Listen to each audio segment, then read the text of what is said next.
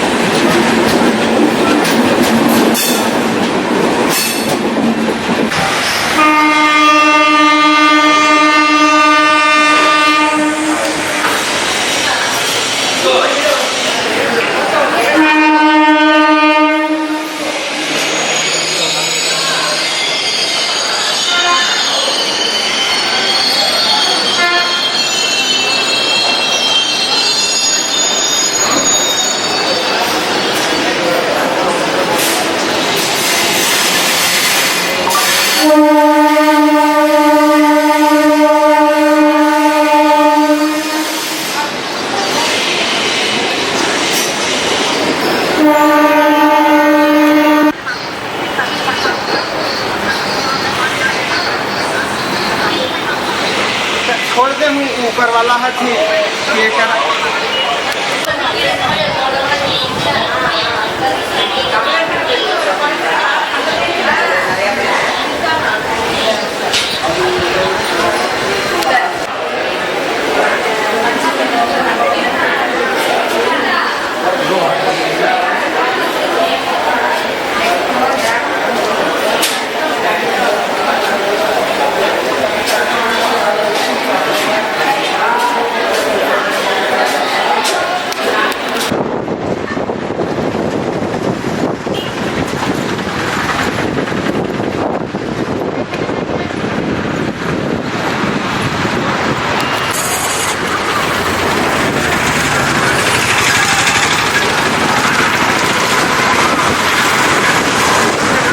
That's